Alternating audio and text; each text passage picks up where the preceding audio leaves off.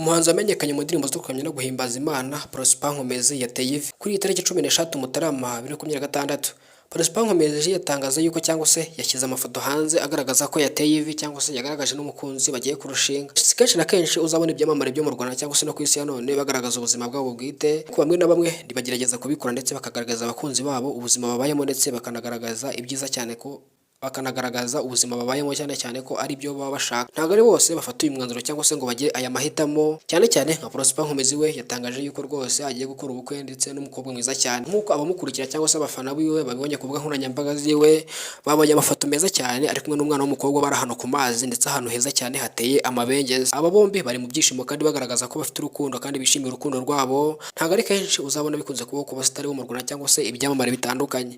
Abenshi bakunda gufata ubuzima bwabo bwite bakabuhisha cyane, ku buryo bigoye ko wabona naho umenera kugira ngo umenye ubuzima bwabo bwo hanze cyangwa se ubuzima bwabo basanzwe babamo mu buzima bwa buri munsi. Prosper Nkomezi ni umuhanzi wakunzwe n'abatari bake mu ndirimbo zo kuramya no guhimbaza Imana. Afite indirimbo zakunzwe n'abatari bake cyane mu Rwanda ndetse no hanze y'u Rwanda mu mbibi zitandukanye z'igihugu cyangwa se no hanze mu mahanga igota amasimbi. Prosper Nkomezi ni umuhanzi wamenyekanye ndetse akundwa n'abatari bake mu myaka myinshi ishize, ndetse mu minsi yashize nibwo yaje gusurwa n'umuhanzi mugenzi we Israel Mbonyi mu gitaramo yari yateguye, hanyuma hazamo abaranyi batandukanye ndetse ibintu byishimiwe n'abatari bake. Prosper Nkomezi agomeza kugaragaza ko ari umuhanzi w'ubukombe cyangwa se w'umunyabigwi cyane mu madini basohora mu buzima bwa buri munsi, cyane ko indirimbo yose asohoye ikundwa n'abatari bake ikakirwa n'urubyiruko ndetse n'abakuze. Abantu b'ingeri zose bakunda ibihangano bye kandi n'umuhanzi w'ubukombe ndetse w'indashyikirwa mu bintu bitandukanye cyangwa se mu byo akora byose mu muziki wiwe. Prosper Nkomezi rero ateye intambwe nyuma y'uko mu minsi yashize n'abandi batandukanye barimo nka Josh Ishimwe yagaragaje ubukwe ndetse akora ubukwe bwiza cyane, aho yerekanye umukunzi wiwe ndetse abantu barabyishimira batari bake. Abahanzi barimo Israel Mbonyi nibo bakomeje gushyirwaho igitutu, bivuga yuko rwose cyangwa se abantu bagomeza bahwihwisa ko ari abahanzi bakoze kandi bageze mu myaka yo gushaka banayirengeje.